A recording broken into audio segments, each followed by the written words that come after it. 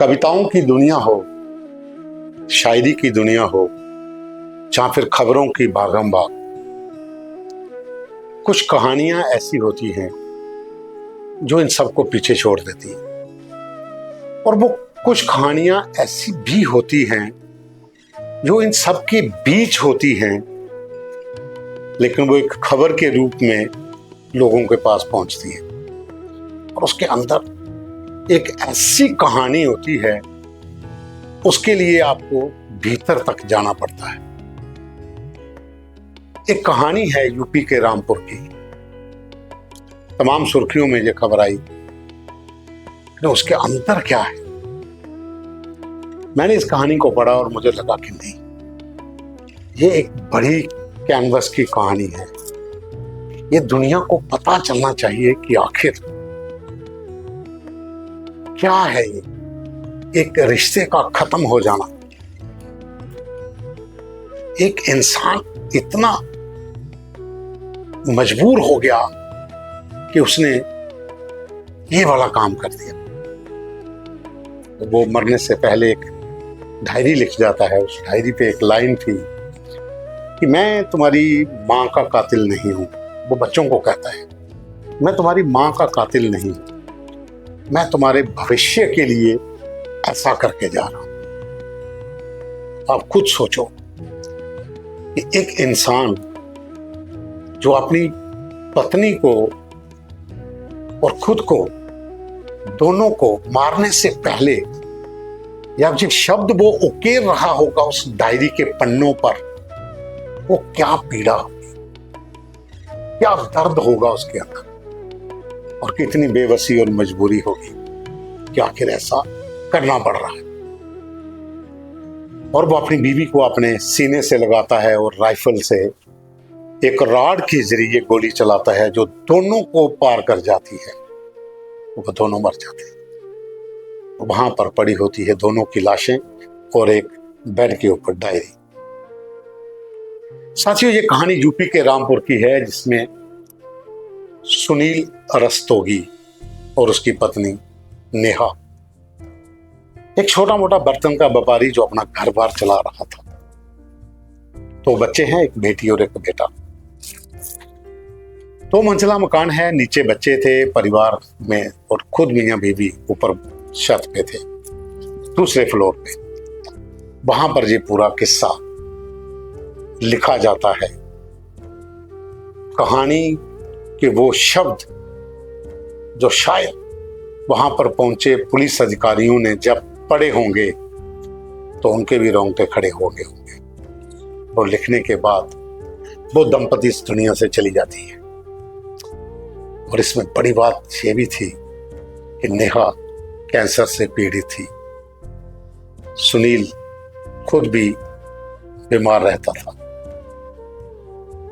बच्चे का भी एक हादसा हुआ था। आर्थिक तंगी का बोझ इतना कि पूछो मत। अब बेटी है, बेटा है, उसके भविष्य के लिए भी माँ बाप सोचते हैं कि क्या किया जाए कि इनका भविष्य सुधर जाए। और यहां पर देखो क्या है कि अगर हम इलाज करवाते रहे, हम इतना पैसा खर्च कर चुके हैं मियां बीवी अपनी बीमारी पर, तो इनके लिए क्या बचेगा यार। तो वो डायरी लिखते हैं अपने भतीजे के नाम कि मेरे बेटे को बिजनेस सिखाना, उसे ऐसा व्यापारी बनाना कि वो सफल व्यापारी बन सके।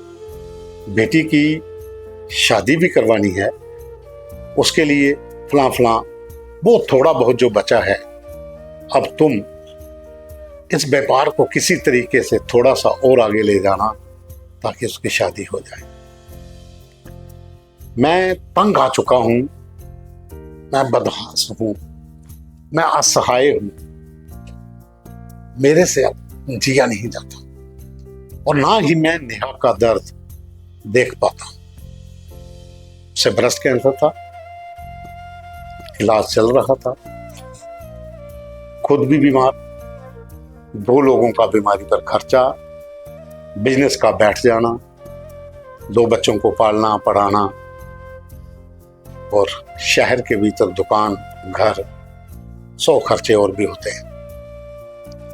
तो आखिर ऐसा क्या हुआ कि अचानक से दिमाग में आ गया कि अगर हम ही ये सारा पैसा अपने पर इलाज में लगाते रहे, इन दोनों का क्या होगा।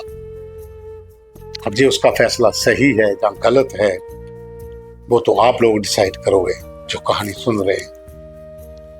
लेकिन एक चीज तो इसमें तय है कि बच्चों के सुनहरे भविष्य के लिए कभी कभी माँ बाप ऐसा भी कदम उठा सकते हैं कि दोनों ही इस दुनिया से चले गए ताकि उन दोनों का भविष्य सुनहरा बन सके।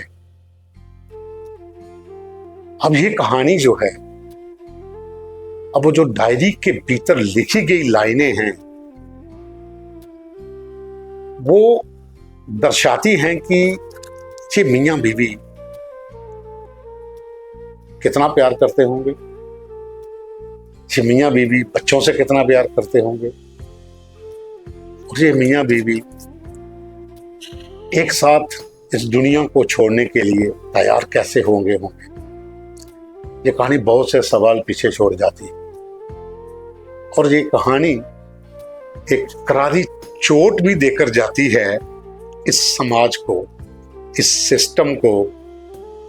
यहां पर इलाज इतना महंगा हो गया कि बच्चों के भविष्य के लिए इस दुनिया को ही छोड़ना बेहतर समझा। इस कहानी को मैं अब ज्यादा नहीं बयान कर सकता, पर यह कहानी 2 दिन पुरानी है, यानी कि परसों की कहानी है। सुनील और नेहा अब इस दुनिया में तो नहीं है, लेकिन उन 2 बच्चों का भविष्य अब सुनहरा होगा या उनके भविष्य के साथ क्या होगा वो वहां के हालात पर ही निर्भर करता है।